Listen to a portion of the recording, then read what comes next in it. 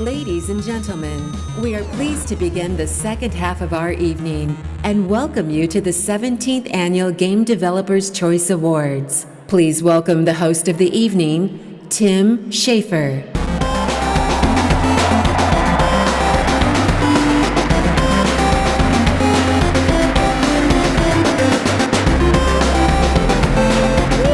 Awesome. Hello. Somebody left some poo on the stage down here. Do I have to explain that joke? Do I have to go get it? No. Okay. Thank you so much for having me back here to host the 2017 Game Developers Choice Awards. So, thank you. Yes. Did you like the first half of the evening?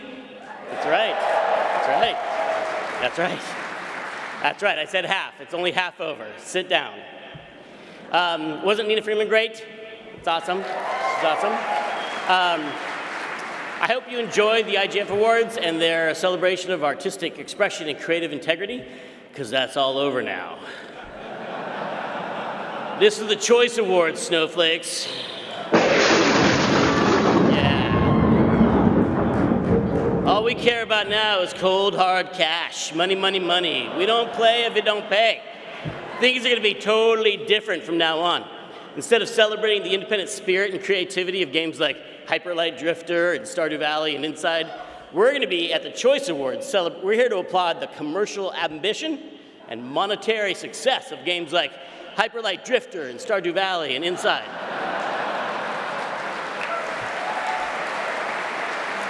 Okay.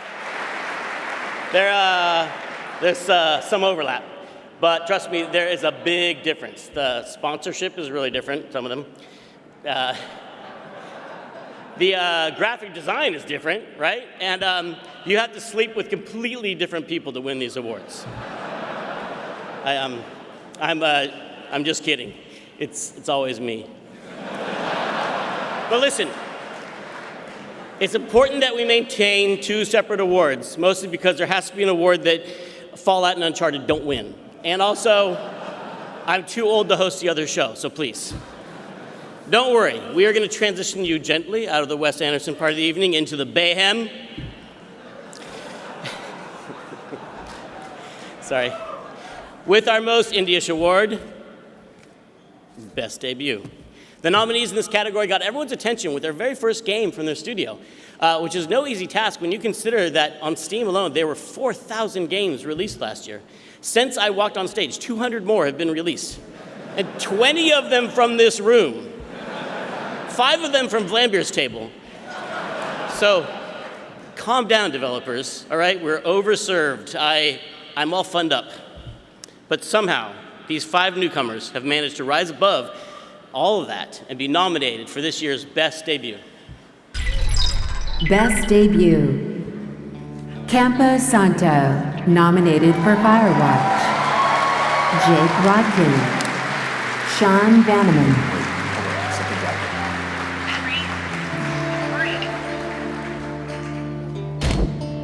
Heart Machine, nominated for Hyper Light Drifter.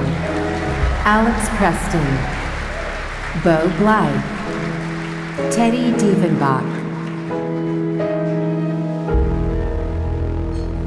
Night School Studio, nominated for Oxenfree. Sean Krankel.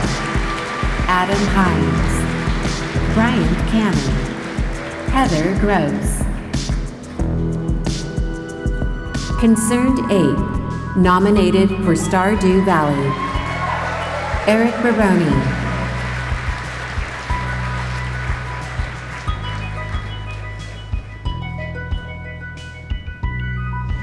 Drool, nominated for Thumper. Brian Gibson.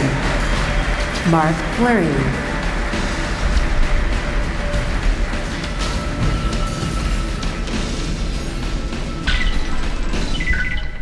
And the Best Debut Award goes to Campo Santo, Firewatch.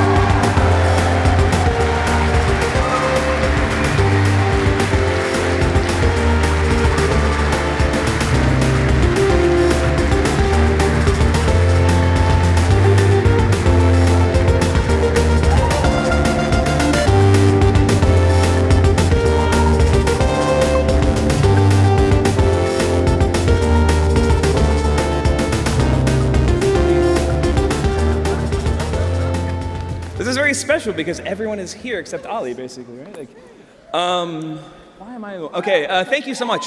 Yeah, I mean, everyone on the stage took like a giant risk to make this game, so it's pretty outlandish that this has happened, especially to win the dice roll of those like 5 games, because those are all like, those are the first efforts of all of those studios. That's crazy to me.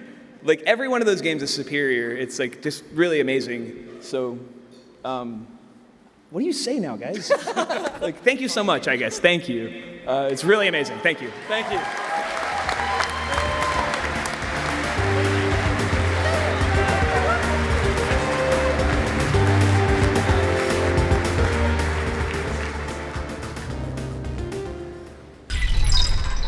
Tonight's first nominee for Game of the Year, Overwatch.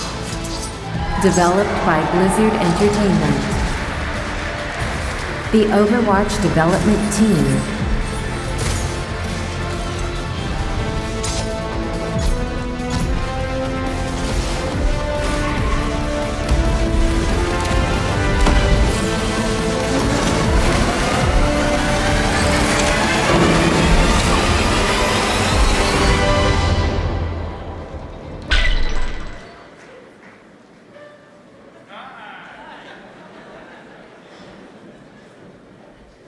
Hoping you guys would applaud again, so I left.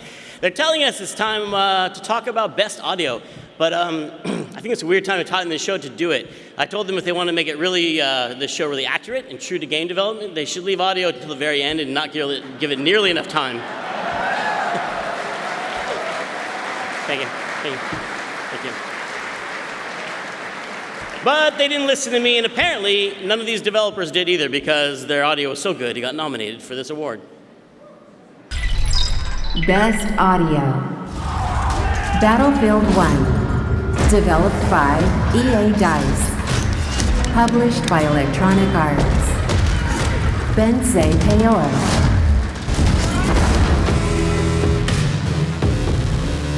Doom. Developed by id Software. Published by Bethesda Softworks. The id Software team.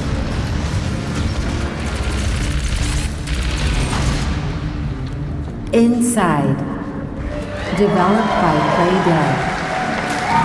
Martine Stieg Anderson.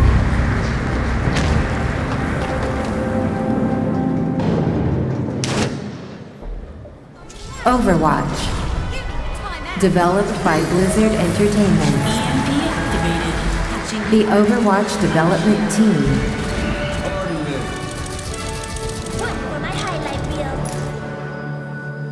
Thumper. Developed by Wolf. Brian Gibson.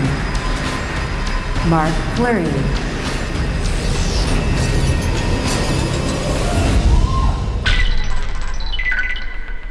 And the award for best audio goes to great Inside.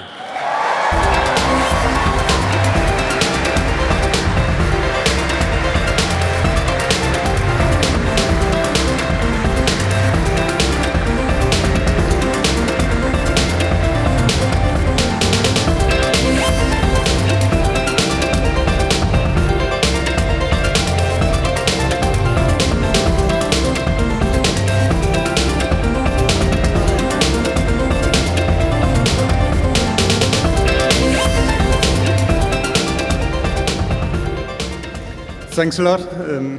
Thanks to Playdead for creating this incredible game. And also want to thank very much the sound team that worked with me. Søs Gunvar Ryberg, Jakob Schmidt, Andreas Fosholm, and also the performers at Sina who subjected themselves to all kind of physical violence and torture to make the sounds for this blob thing. And also Anne Krober for some additional recording. So, thank you.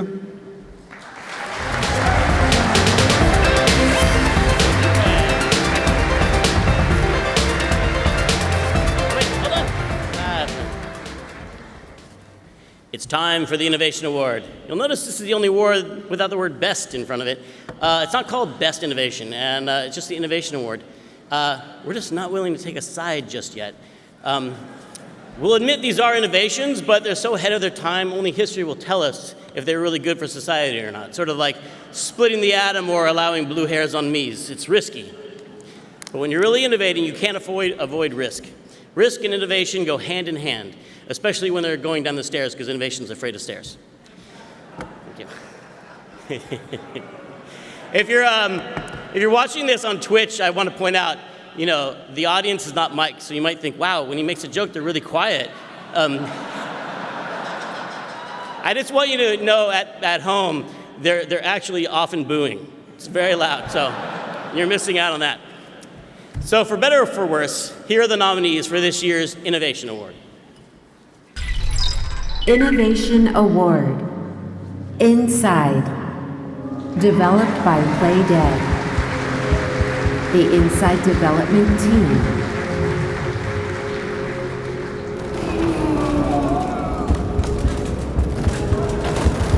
No Man's Sky. Developed by Hello Games. Sean Murray.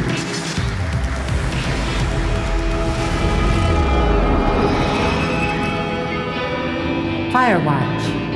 Developed by Campo Santo. Published by Penny. James Benson. Someone has written down what Patrick people Ewing. to each other have been saying. That doesn't make any sense. Pokemon Go. Developed by Niantic. Edward Wu. Tatsu Nomura.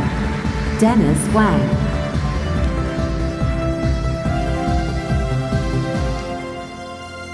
The Witness. Developed by Tekla.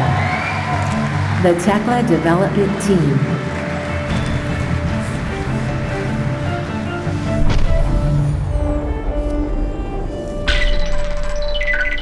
And the Innovation Award goes to No Man's Sky.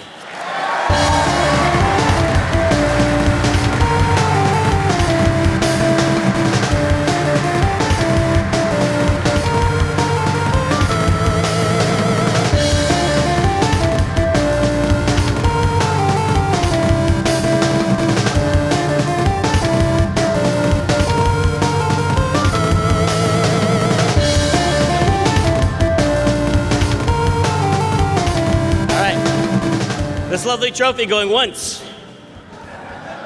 It's made of Nickelodeon slime. It's beautiful. Nobody? Okay, I'm gonna just Headlander. I'm gonna give that to Headlander. Save that. Okay.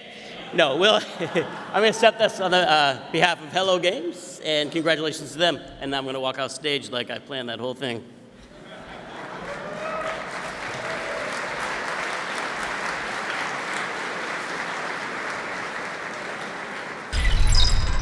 The second nominee for Game of the Year, Dishonored 2, developed by Arcane Studios, published by Bethesda Softworks. The Arcane Studios team. How many of your own subjects are you ready to slaughter?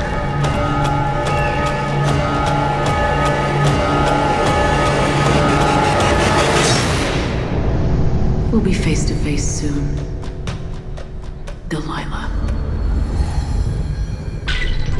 Please welcome former Ambassador Award winner Chris Melisinos and co-founder of Phenomena, Robin Haneke.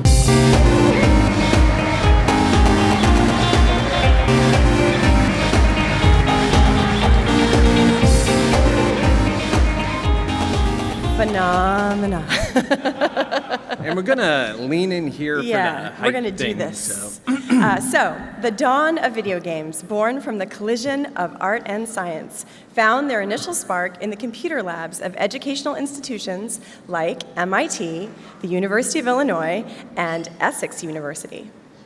Games like Space War, Zork, and add whatever your favorite is. A lot of these were created by university students and researchers seeking to expand the role of computers in our world and using them as a platform for experimentation, engagement, and, well, just for fun. Education and computer science have been inextricably linked ever since. Many of us here tonight have fond memories of experiencing Apple IIs, Trash 80s, and Spectrums in the schools of our youth, where we snuck in games of Space Invaders, Lunar Lander, and asteroids when our teachers weren't looking. And as computers became commonplace in society, their roles in education became more commonplace as well, with games like the Oregon Trail, Carmen Sandiego, Math Blaster being incorporated into classrooms and their designers working to marry compelling gameplay with educational benefit. Apart from the role that video games have played in education over the years, it was not until recently that formalized education in the art of creating video games has been adopted and supported in a broader sense from elementary schools all the way through universities. However, tonight's award recipient knew from his earliest days working in VR technologies all the way back in '92 while attending the University of Washington that video games could have a remarkable and lasting positive impact on education and computer literacy. Over the years, Mark has had high positions at Google, Nintendo, Sony Computer Entertainment of America, where he oversaw third-party developer relations. During this time, he sought out every opportunity to help teach and educate game developers in using the platforms that he supported. Additionally, he was the creator and editor of the highly regarded Game Programming Gems series of books, which I'm sure adorn many of the shelves of you in the room tonight, and became the editor-in-chief of Game Developer magazine.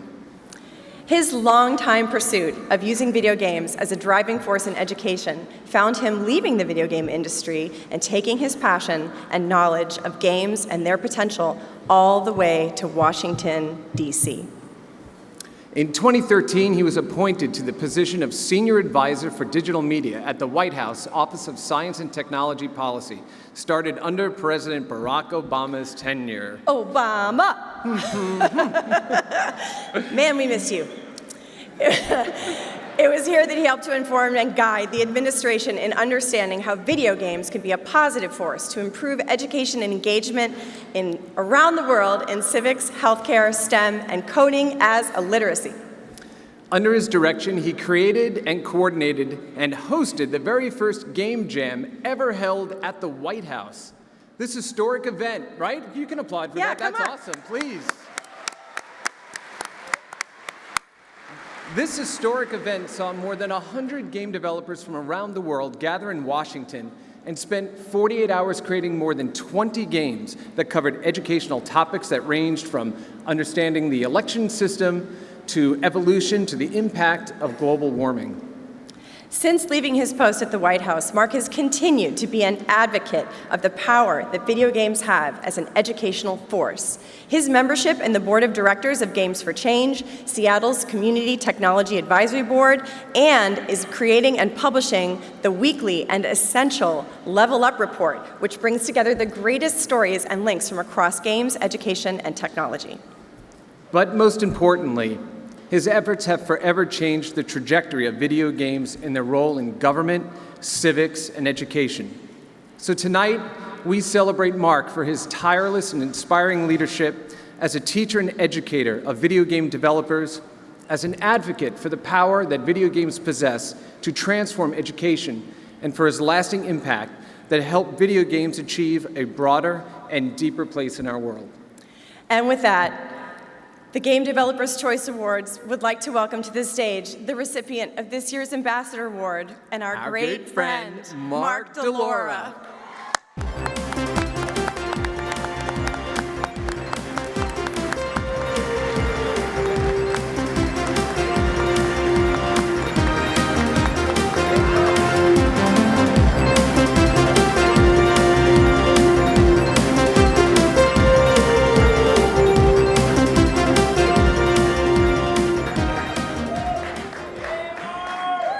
I think I need to poo.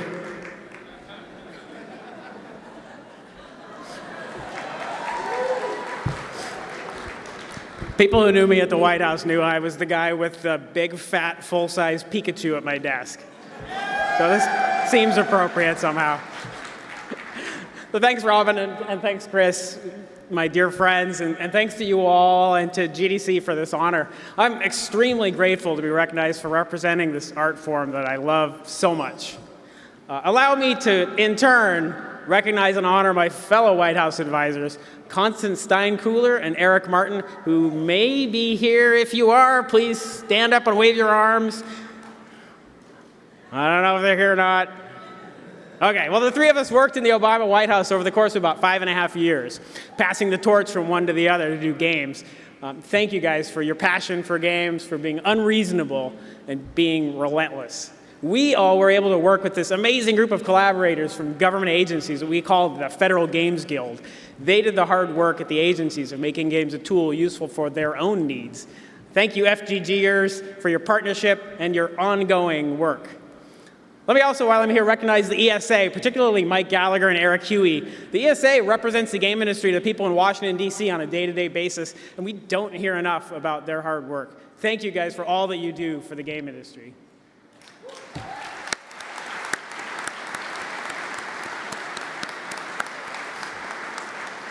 And most importantly, to my wife, Mary Beth, without your support, your extreme patience, wisdom, and making sure I actually ate and slept, there's no way I could have done this work. So thank you very much, sweetie. I love you.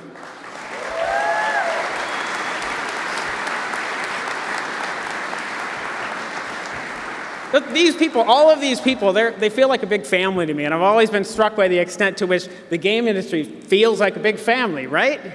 There's this camaraderie among all of us due to our shared experiences, our shared passion for creating something fun, shared frustration at trying to ship a game on time, and shared joy when we discover a new game and we share it to our friends. And I felt that same camaraderie no matter where the game developers are from, if it's San Francisco or Tokyo or Nairobi or even in Tehran. We in the game industry know that it takes an extraordinary combination of talents to create an extraordinary game. Programmers, artists, designers, musicians, producers, business people. It's that diversity of skills, that creative clash of personalities and opinions and expertise that produces something truly magical. All voices are important. And having a diversity of perspectives in the industry yields diverse games. Think of great games like 1979 Revolution, That Dragon Cancer, We Are Chicago, Never Alone, and Paolo Pedericini's great web games such as Unmanned. You've got to check those out if you haven't heard of them. Games like these are why I was interested to create the Game Programming Gems book series, hoping to lower the barriers to making games. They're why I wanted to run Game Developer Magazine. And then why I was excited to join the White House, working for a president who always asked us to be our better selves, to be self-expressed and stand up for the rights of everyone, to share their stories and their voices.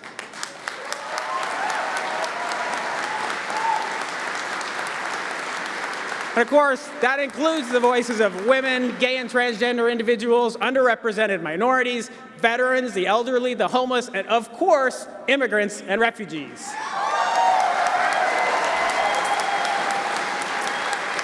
All voices are important, and helping raise up the voices of others is one of the most important things that we all can do, because we believe games are capable of so much more. I mean, look at all of us. We're highly trained in kind of an unusual skill, right?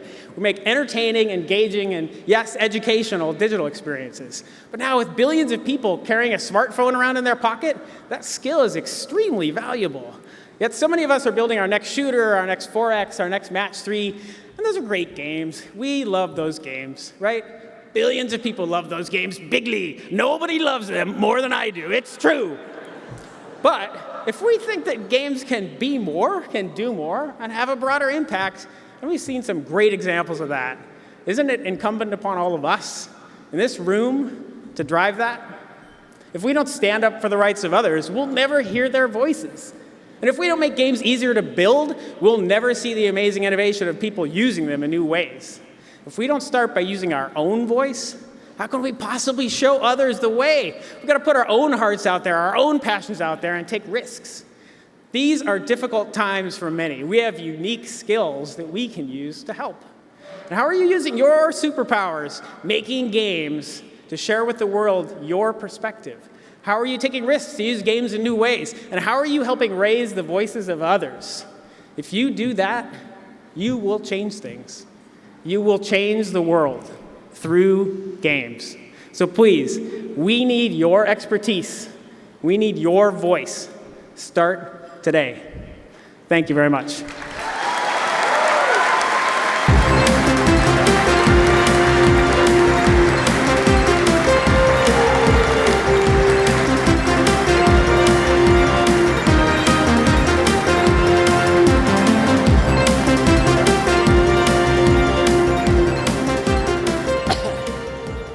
awesome. Marked. Great technology doesn't look the same in every game. Sometimes it's the high frame rate in a frantic shooter, sometimes it's the vast procedurally generated galaxy, or some seamless multiplayer experience, but sometimes it's a magical shirt that is somehow both tucked and untucked at the same time.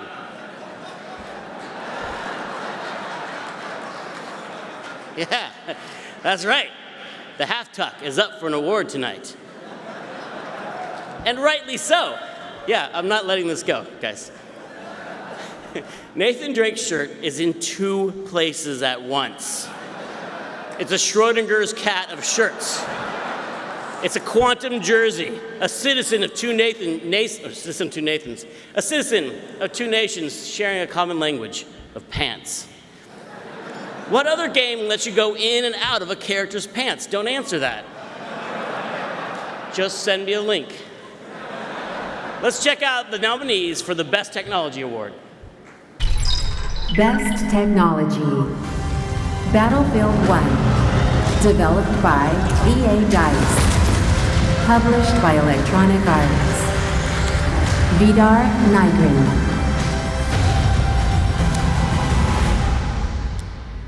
Doom.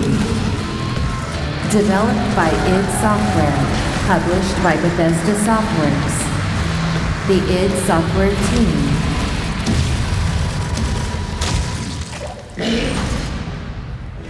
No Man's Sky. Developed by Hello Games. Sean Murray.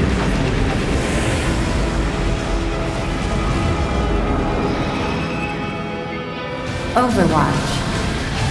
Developed by Blizzard Entertainment. The Overwatch development team.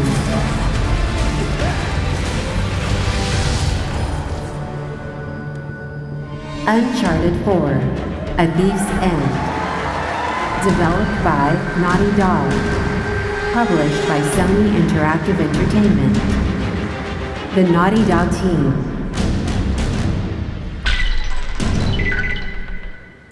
And the award for Best Technology goes to Uncharted 4.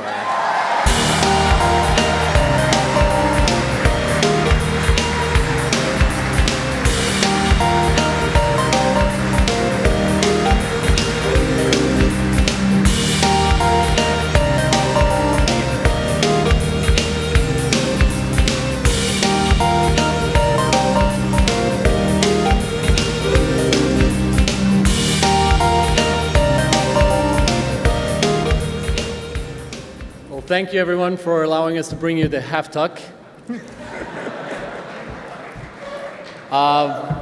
First off, obviously, a great thank you to the entire team. This is really all theirs. Great shout out to Evan and Christoph for allowing us to take crazy risks and really pull together technology that we don't really think we can actually ship. I actually want to thank all of you for inspiring us, all game developers, big or small. You're the ones that keep pushing us.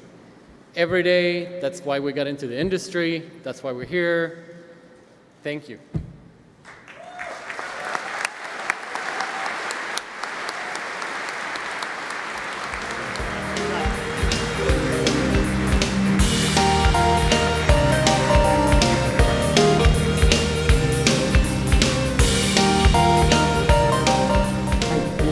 こんにちは。長年にわたる応援ありがとうございます。今日は一つの発表があります。長くゲームデザインに関わっていますが、以前から大好きだったフランチャイズに関わることが実現しました。それでは早速ですが、コンセプト映像を用意しましたので、ご覧ください。私たちの新たな挑戦を楽しみにしてください。Oikeonde Oja-san.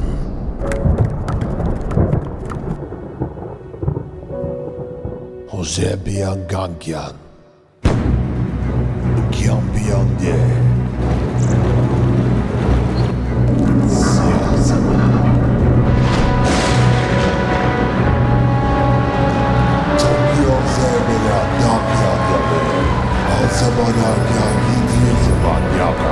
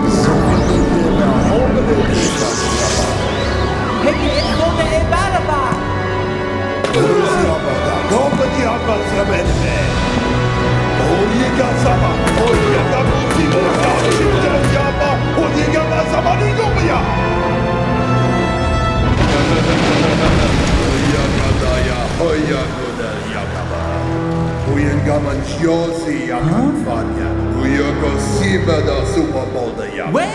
Se Yoka Zoya Lady Gaga ya Bolton. No! Und sie Bakan Jana Sega ya ya Vic.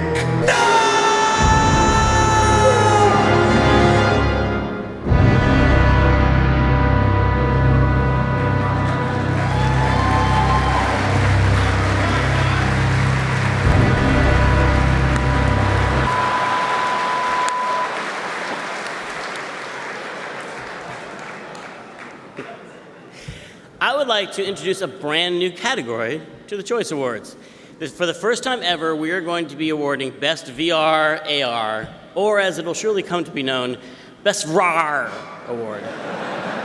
Very thrilling, very exciting. It's thrilling to be in the early days of VR here. So many different platforms competing for hardware. It's like the old days of VHS and Betamax, and we don't know who's going to win. But we know that eventually the final decision will be made by the porn industry, which explains some of the titles of these nominees. Super Hot, Job Simulator,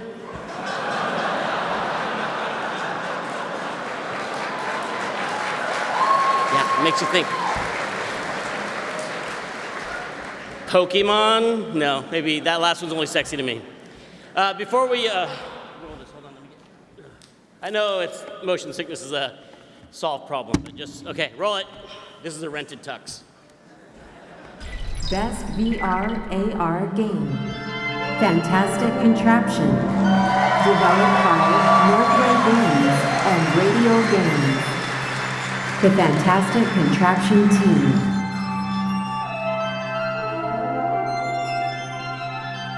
Job Simulator, the 2050 Archives. Developed by Alchemy Lab. Of office worker. Alex Schwartz. Time to job. Devin Reimer. This looks like it'll taste interesting. Pokemon Go. Developed by Niantic. Edward Wu. Tatsu Nomura. Dennis Wang.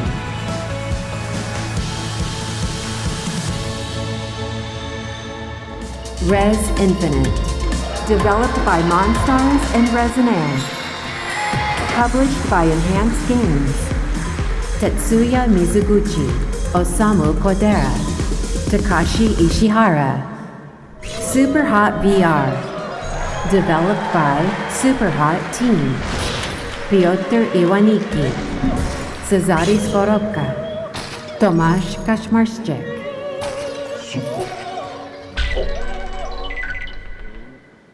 Okay, all right, it's true.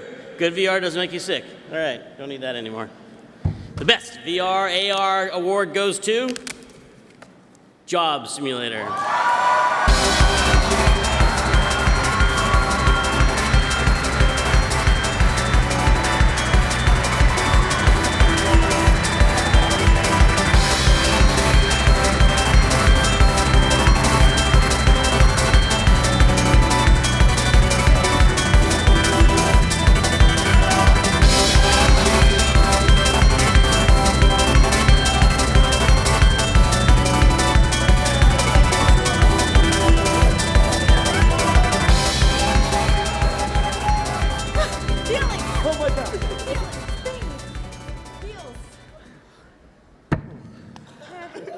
Holy crap.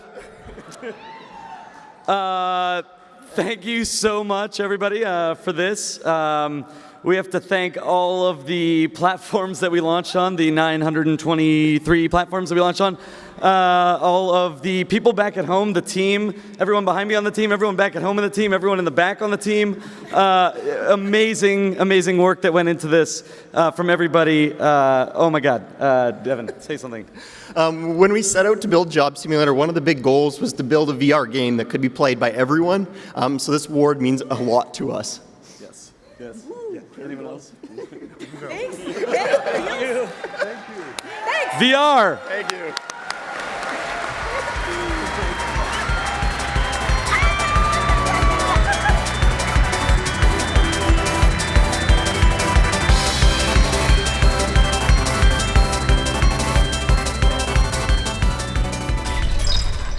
Tonight's third nominee for Game of the Year, Firewatch. Developed by Campo Santo. Published by Panic. Jake Rodkin. Sean Vanneman. Henry, I've been at this job for 13 years, and nothing like this has ever happened before. Maybe I'm just losing my mind. I need you to feel safe out here. Well, I sure don't now. You will. I promise.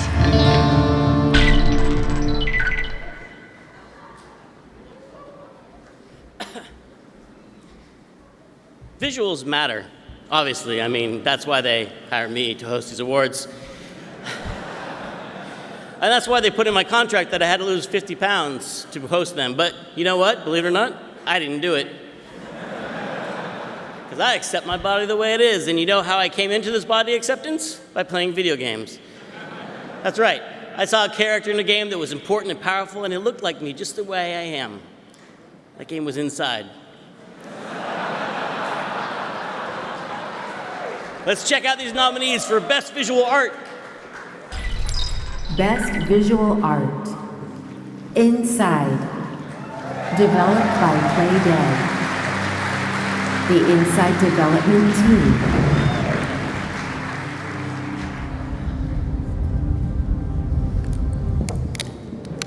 Overwatch.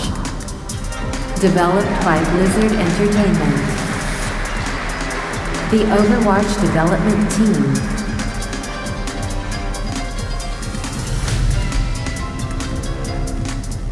Firewatch. Developed by Campo Santo. Published by Panic. Jing Yin. Jake Rodkin. Ollie Moss.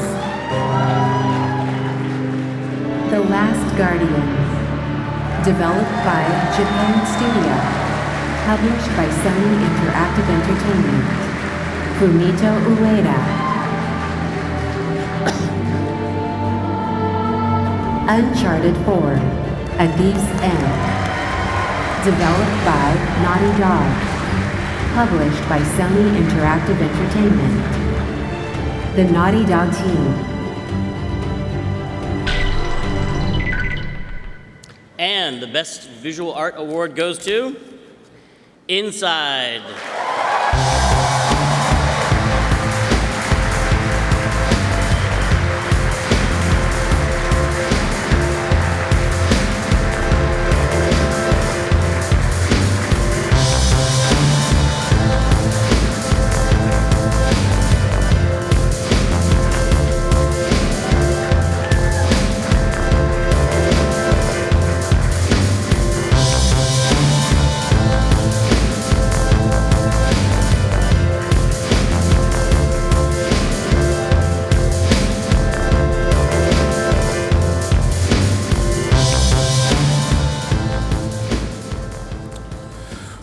This is crazy.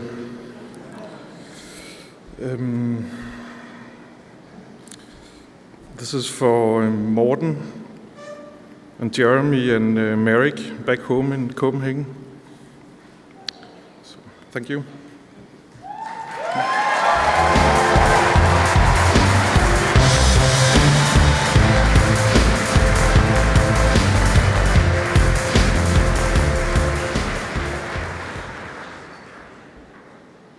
Please welcome former Lifetime Achievement Award winner and creator of SimCity, Will Wright.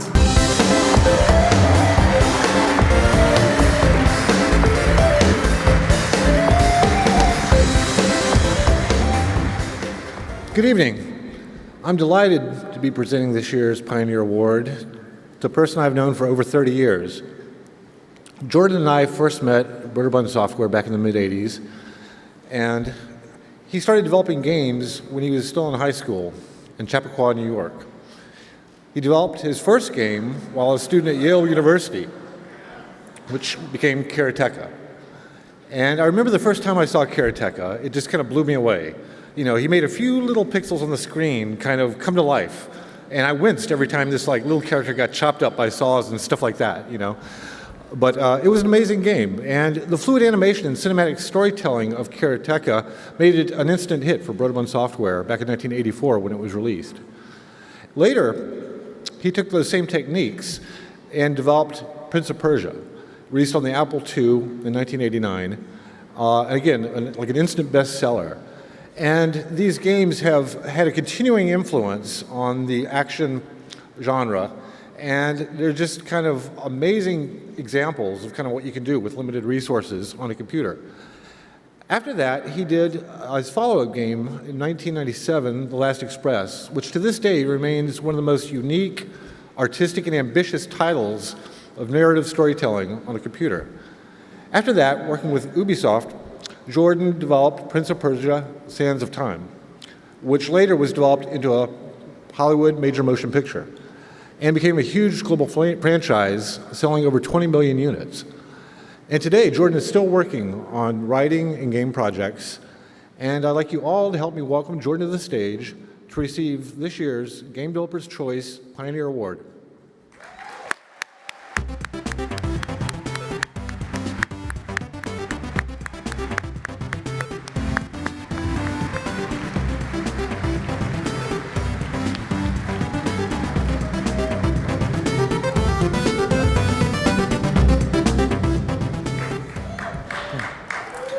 Well, thank you. Thank you for this is a wonderful honor. It's been a real privilege to be a part of this incredible community for the last 30 years.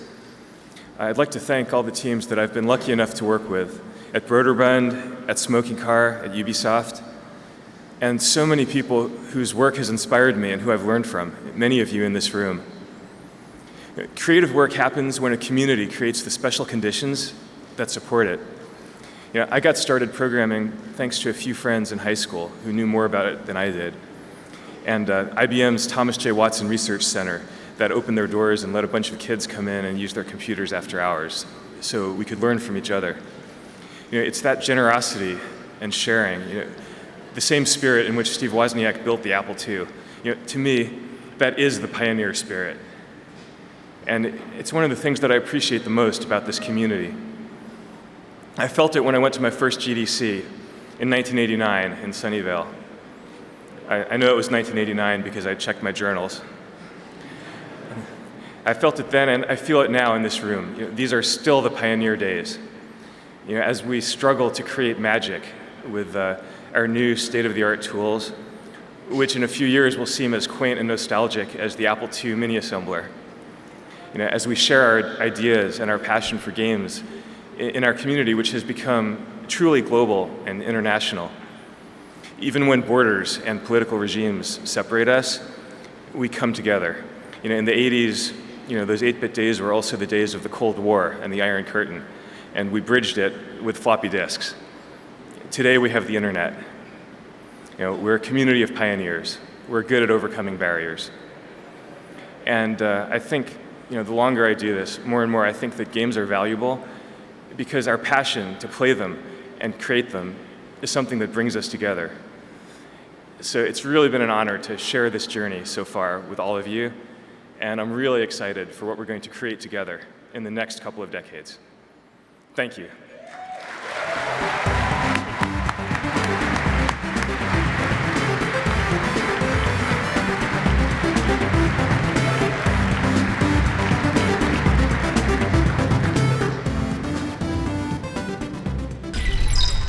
Tonight's fourth nominee for Game of the Year, Uncharted 4, A Thief's End.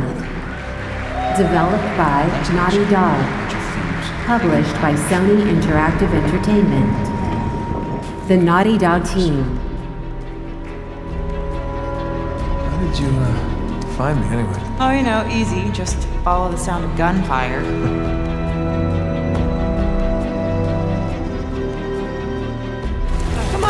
Get up! The darkness was slain as light poured lugubriously into the room. Did it juxtapose from the spotlights, or was it merely a conflation of angels hovering diegetically about the betuxed host as he strode handsomely into the mise-en-scène? God damn, the audience said. That's good writing. Did you hear all those adverbs? The host should definitely win the award for Best Narrative, but since he has selflessly declined in advance, I guess we should give it to one of these nominees, the audience said. Best Narrative. Firewatch, Developed by Campo Santo. Published by Penny. Sean Bannerman. Jake Rodkin. Ollie Moss. Chris Reno. Inside. Developed by Play Dead. Arndt Jensen.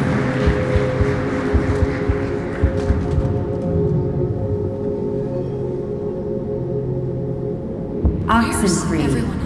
Developed by Night School Studio. Adam Hines. Do you see the floating triangle? The Last Guardian. Developed by Japan Studio.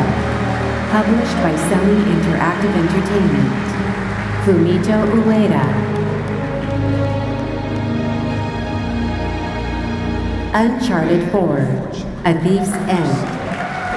Developed by Naughty Dog. Published by Sony Interactive Entertainment. The Naughty Dog development team. And this year's winner for Best Narrative is Firewatch.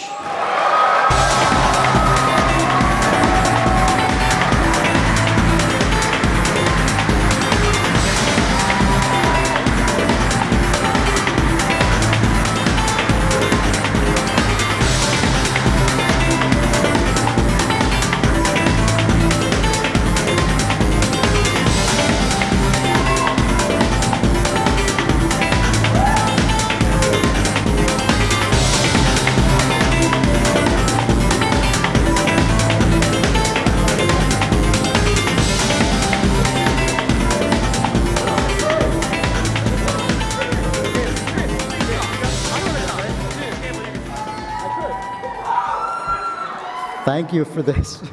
Sean wanted me to talk. This is really, basically all him. I'm really, really happy to have helped out.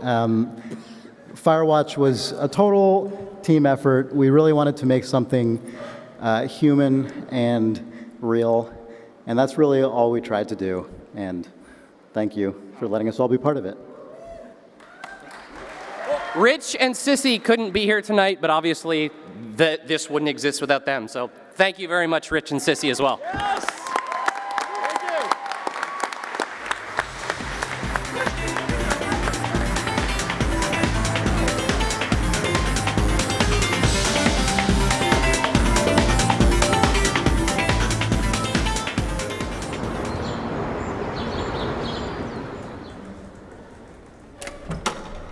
Hey, Tim, some indie developers or something are here to see you.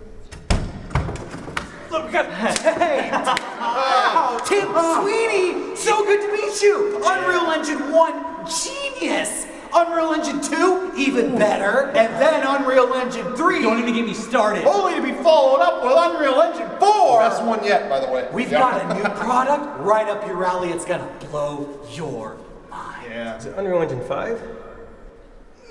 No. Hold all questions till the end of the pitch process. Shut up. Look at the screen.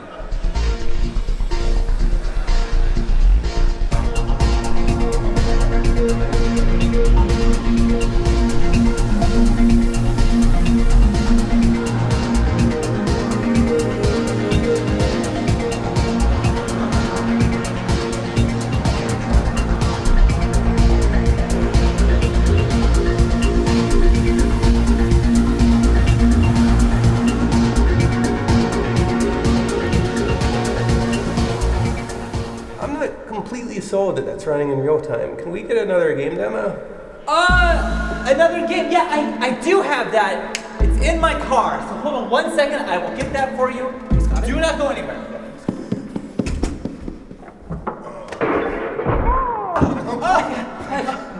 I got it on my external hard drive. He's got it.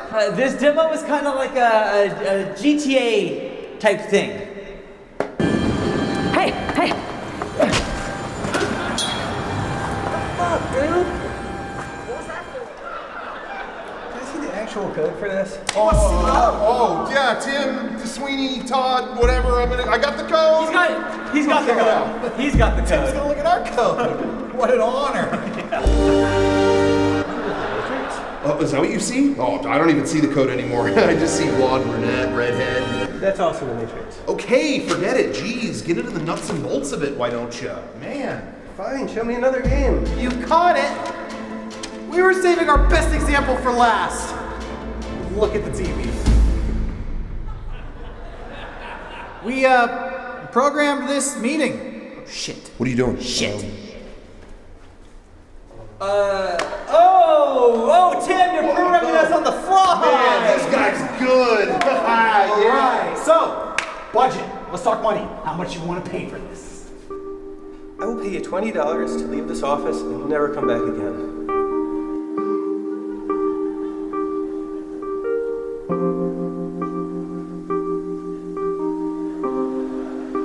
We'll take it. Hey, will you validate our parking? No!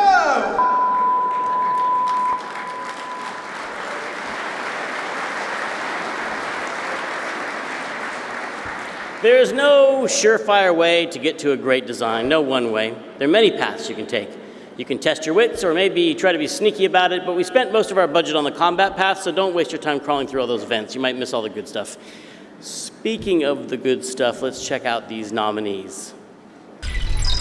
Best Design. Dishonored 2.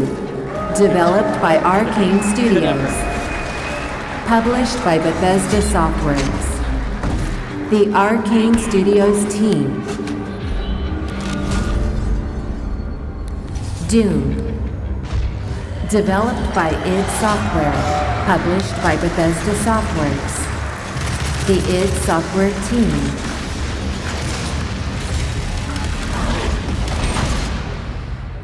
Inside. Developed by Playdead. The Inside development team.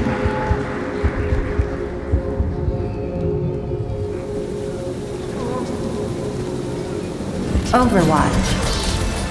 Developed by Blizzard Entertainment. The Overwatch development team.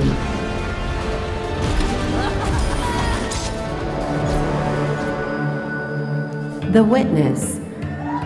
Developed by Tekla. The Tekla development team.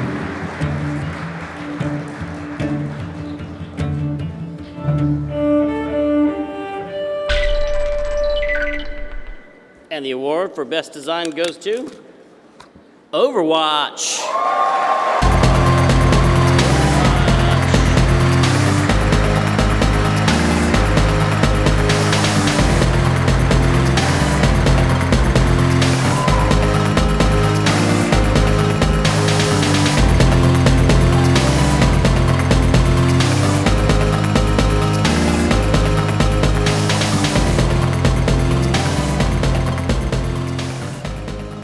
Okay, that feels pretty good. That's like play of the game and the 10 votes at the end, I think. Not that I've ever gotten that. It is a tremendous honor to have been, to get this. The other games that have come out this year, the nominees, I think I speak for everyone to say that we've spent hours and hours, probably too many hours playing them. So it's a tremendous honor and we're extremely humbled. I just wanted to say one thing about game design at Blizzard Entertainment, and one of the great things about it is that game design is truly a team effort, and in this case, it is the effort of a very large team.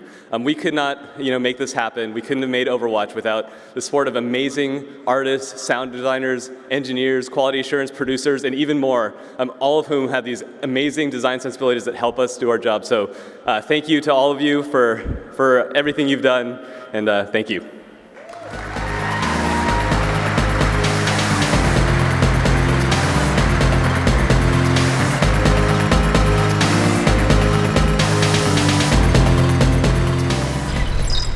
And now, our fifth and final nominee for Game of the Year, Inside. Developed by Playdead. The Inside development team.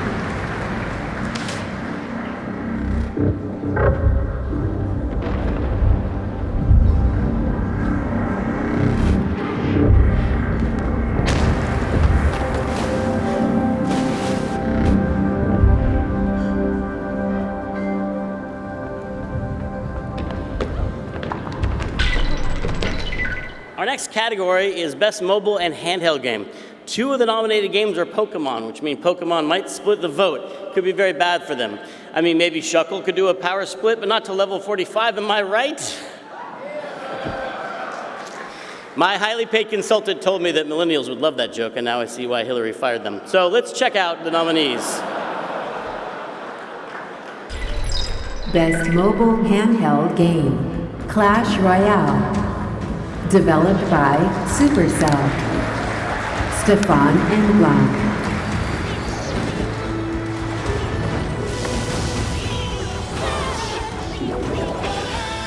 Pokemon Go. Developed by Niantic. Edward Wu. Tatsu Nomura. Dennis Wang.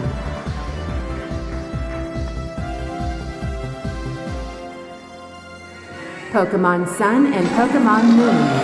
Developed by Game Freak. Published by Nintendo. The Pokemon Sun and Pokemon Moon team. Reigns. Developed by Mario. Published by Devolver Digital. The Reigns team.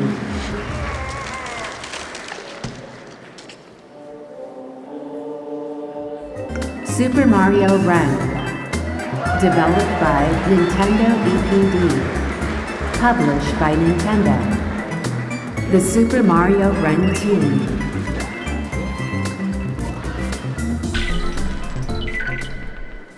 And the Best Mobile and Handheld Game winner is Pokemon Go.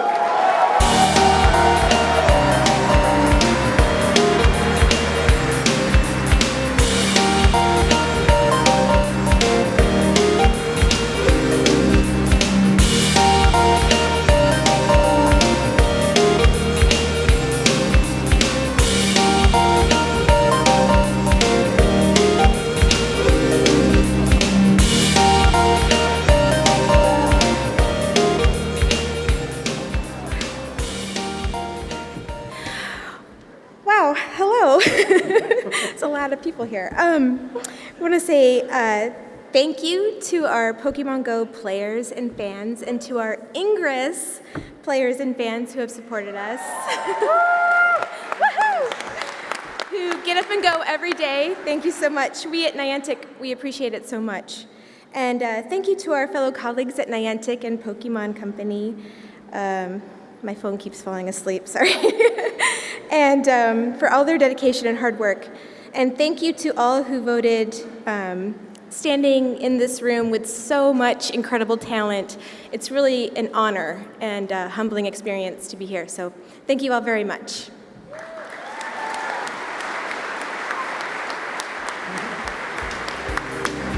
She's the best.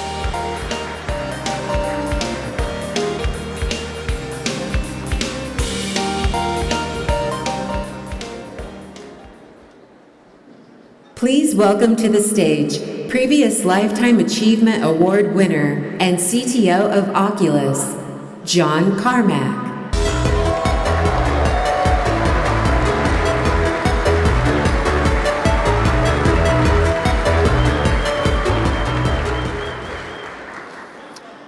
Okay, so you can get a Lifetime Achievement Award for making a lot of great games, or for developing important technologies, or for building a great company that has an impact on the entire industry. Now clearly, Tim Sweeney has done all of the above, so this is a really easy call to make here. Now by the logic of video games, Tim and I should be arch rivals, destined to meet somewhere in the Champion League and do battle in virtual reality with functional weapons. I remember when Unreal came out, I was very impressed, and I legitimately thought that it pushed the state-of-the-art forward. And I considered whether I could use this competition as extra motivation for my work. Whether I should be like, I'll crush your MMX assembly language with my OpenGL accelerated rendering. And I tried it on for a little while, but it really didn't suit me. I would much rather admire the work of an esteemed peer. And there's been a lot to admire over the years. From taking game engine development and licensing really seriously, building great tools and a great developer community around them, caring about code quality, and then opening it all up for the entire world to see, not to mention all the great games along the way. And to do it all with integrity and even humility. I'm very happy to be here to present this award to Tim Sweeney. Well deserved. So, Tim, come on out.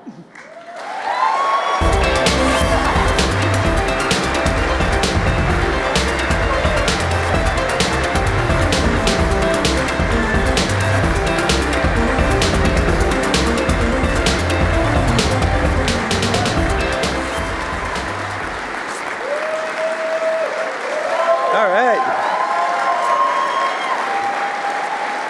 Well, thanks, guys. And thanks a lot.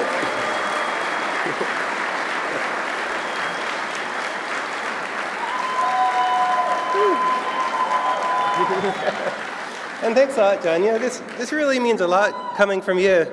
Your work has been a constant source of inspiration from the Commander Keen days and onward. And I have to admit, after Doom came out, I actually quit programming for a year because I thought I could not possibly figure out how to do that sort of wizardry. But then Michael A. Brash started writing his articles about texture mapping, and figured maybe I could figure this out. And that was the birth of the Unreal Engine. But being both a game developer and an engine provider, I've had the chance to work with a lot of you here in this room, and I'm really grateful for the help and the confidence you've placed in me and in Epic Games over the years. Compared to 1991, computers are now like 1 million times faster, and the industry is orders of magnitude larger. But the same opportunities that existed back then exist now for indies, and new indies are successfully releasing games all the time. It's really awesome to see this industry legacy continuing. Recently you might have heard me speak up about the dangers of platforms closing down and the walled gardens getting ever increasingly higher walls. I think we should all be unafraid to say what we think about these things and to fight the good fight together so that all developers in the future have the same opportunity that I had back when I started Epic Games in 1991.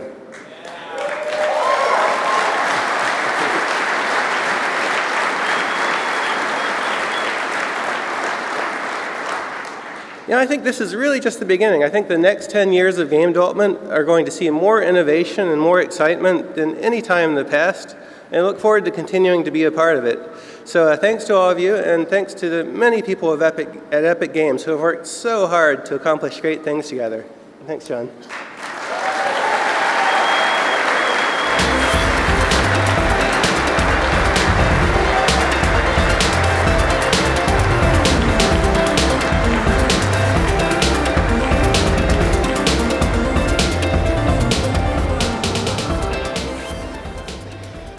We talked a lot this last year about the sheer number of celebrities who passed away, all the great artists we lost, people who were mourned around the world.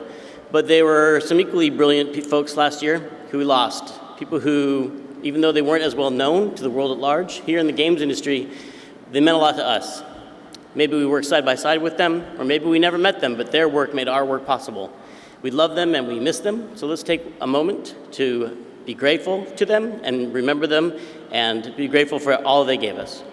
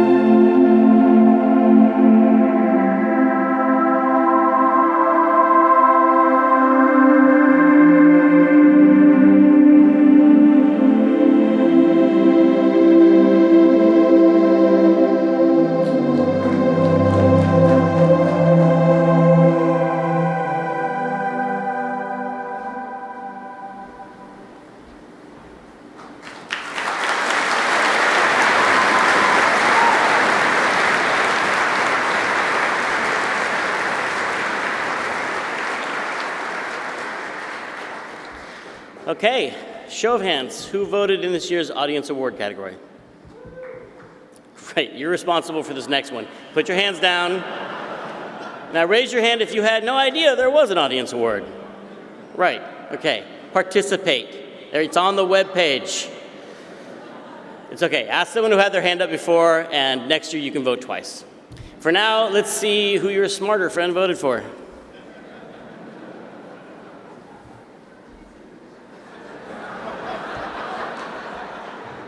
Should I just read it now?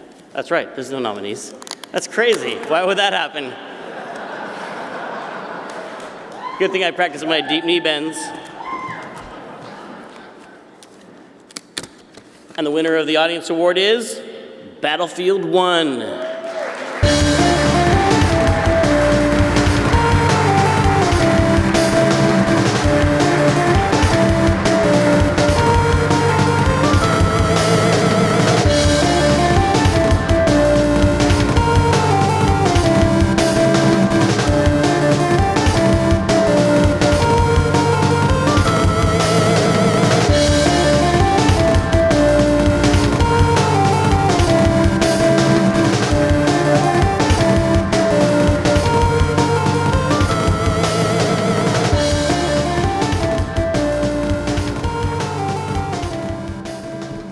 So, this was obviously unexpected since I had my hand up just before, not knowing that this thing even was a thing.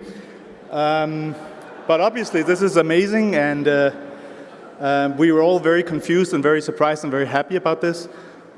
So thank you for the one person who voted. It seems like we owe you a great deal of thanks, and we hope that you will vote next year again and tell all your friends to do the same thing. So thank you.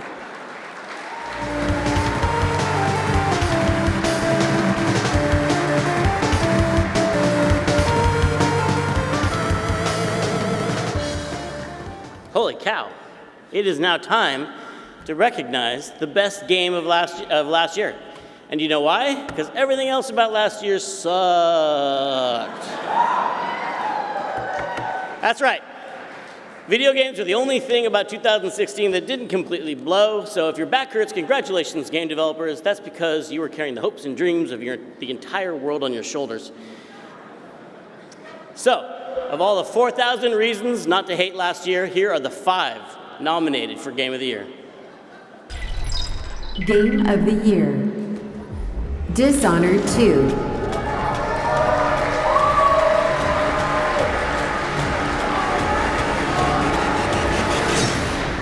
Firewatch. Just losing my mind.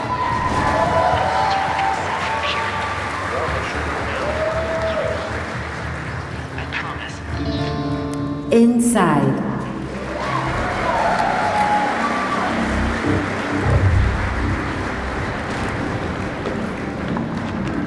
Overwatch.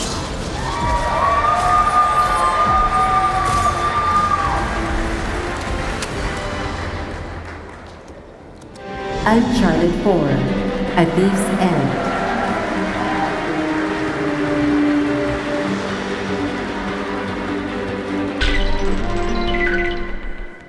Ladies and gentlemen, the 2017 winner of the Game Developers Choice Award for Game of the Year is, I feel like I'm obligated to say La La Land right here, but I'm not going to do it. I'm not going to do it. La La Land. Okay. Get that out of the way. The actual Game of the Year is Overwatch.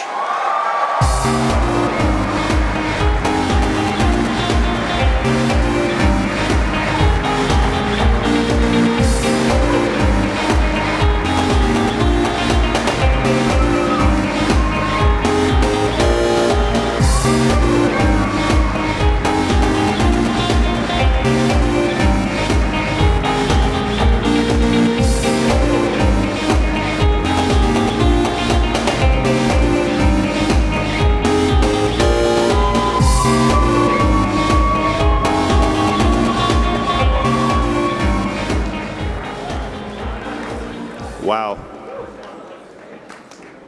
Awesome. Wow. Thank you very much. On behalf of the entire Overwatch team and Blizzard family, I'd like to accept this award. This is such a amazing art team, development team at Overwatch. Their dedication, hard work, even the team's attitude, their spirit really reflects the Overwatch positivity, which is so personally, I could feel it. A special thanks to just the overall Blizzard team in Irvine, the entire Blizzard company, where everyone really pitched in to help this game happen. And to all our partners and families, thank you very much. Also, special shout out to the Overwatch community for being so supportive and inspiring for the team. So thank you very much. Thank you.